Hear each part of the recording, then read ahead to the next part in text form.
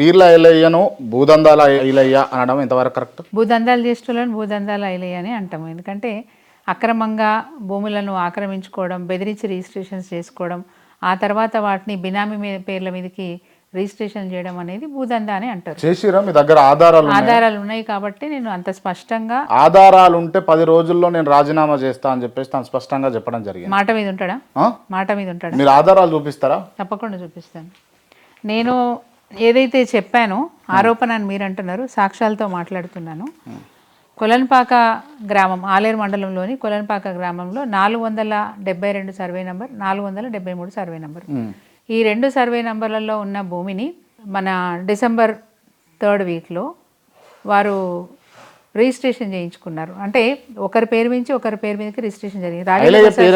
పేరు మీద రిజిస్ట్రేషన్ అయిందా మేడం? ఇక్కడ డాక్యుమెంట్ ఐలయ్య గారి పేరు మీద లేదు, కానీ బినామీ పేర్ల మీద చేసినట్టుగా చాలా స్పష్టంగా మన దగ్గర, అంటే చెప్పిన వాళ్ళు బట్టి నేను చెప్తా ఉన్నాను. రైట్. తను క్లియర్గా అన్న విషయం ఏంటి అని అంటే, అసలు నా అనుచరుల పేరు మీద కానీ నా పేరు మీద కానీ అసలు రాసే లేదు, అనవసరంగా నా మీద అబాండాలు వేస్తున్నారు అన్న విధంగా తను మాట్లాడండి. వాళ్ళ డాక్యుమెంట్లు చెప్తున్నాయి. ఇంకొక మాట స్పష్టంగా చెప్తున్నాను, నా దగ్గర ఉన్న డాక్యుమెంట్లు మీకు నమ్మకం లేదు, నేను వేరే వాళ్ళ పేరుతోనే ఆయనను బదనాం చేస్తున్నాను మీరు అనుకుంటే, స్వయంగా ఆ పార్టీకి సంబంధించిన నాయకులు కూడా మీడియాలో మాట్లాడారు.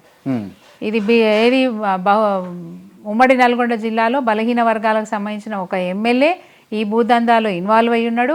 ఈ భూదందాలో ఇన్వాల్వ్ అయ్యి బినామీ పేర్ల మీద చేసిండు. ఇంకొక మాట మీకు స్పష్టంగా చెప్తా ఉన్నా, 19వ తారీఖు నాడు నాలా పర్మిషన్ తీసుకున్న భూమిని, అంటే అగ్రికల్చర్ భూమిని నాన్ అగ్రికల్చర్ భూమిగా కన్వర్జన్ చేసుకున్నారు. నాన్ అగ్రికల్చర్ భూమిగా కన్వర్జన్ చేసుకుంటే 20 తారీఖు నాడే ప్లాట్లు ఎట్లయితాయి, ఫెన్సింగ్ ఎట్లొస్తుంది, సబ్ రిజిస్ట్రార్కి ఆ ధైర్యం ఏంటి, 20 తారీఖు నాడే ప్లాట్లుగా రిజిస్ట్రేషన్ చేసే ధైర్యం ఎక్కడి నుంచి వచ్చింది?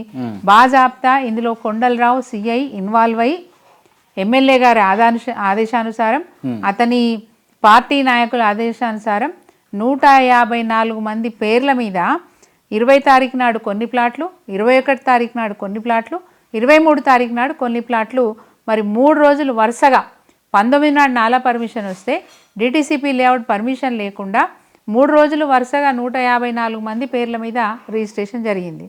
ఈ కుంభకోణంలో ఆయనకు ఎట్లాంటి భూదందాలో ఎట్లాంటి సంబంధమే లేకపోతే, మరి ఆయనకు సంబంధించిన పార్టీ నాయకులే మీడియాలో చెప్తా ఉంటే ఎందుకు ఖండించలేదని నేను అడుగుతా ఉన్నాను. ఖండించాలి కదా, నువ్వు ఎందుకు ఖండించలేదు?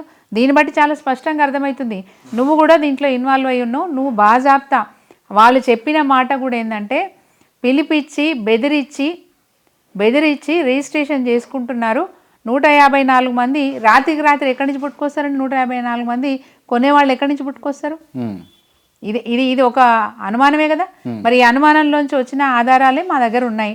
బాజాప్తా 3rd వీక్లో భూములు అమ్మడం, 7 ఎకరాలు 27 గంటలు భూమి అమ్మడం, అదే భూమిని 19వ తారీఖు నాడు నాలా పర్మిషన్ తీసుకోవడం, అదే భూమిని నాలా పర్మిషన్ తీసుకున్న భూమిని 154 ప్లాట్లు కొట్టి రాత్రి ఆ కొలన్పాకలో ఎక్కడైతే నేను ఈ భూమి చెప్తా ఉన్నానో రాత్రి ఫెన్సింగ్ వేయించారు. రాత్రి ఫెన్సింగ్ వేయించి తెల్లారి ప్లాట్ల రిజిస్ట్రేషన్ చేయించి 3 రోజులు వరుసగా ప్లాట్ల రిజిస్ట్రేషన్ జరిగింది. దీంట్లో ఏం తప్పిదమే లేకపోతే ఇదే ఇష్యూ మీద సబ్ రిజిస్ట్రార్ని ఎందుకు సస్పెండ్ చేసిండ్రు? ఇదే ఇష్యూ మీద చేసిండ్రు. బాజాప్తా దానికి సంబంధించిన డాక్యుమెంట్లు కూడా ఉన్నాయి. అదే పార్టీకి, కాంగ్రెస్ పార్టీకి సంబంధించిన శాసన మండలి సభ్యుడు కూడా కంప్లైంట్ చేసినారు. ఇక్కడ ఈ భూదందాలో ఒక వ్యక్తి, ముఖ్యంగా శాసనసభ్యుడు ఇన్వాల్వ్ అయి ఉండడం వల్ల కాంగ్రెస్ పార్టీ బదనామవుతుంది, ప్రభుత్వం బదనామవుతుంది, ఇట్లాంటివి చేయొద్దు, ఇది మంచి పద్ధతి కాదని చెప్పి ఆయన సూచన కూడా చేసినాడు. సో ఇవన్నీ ఆధారాలు చాలు కదా మాకు.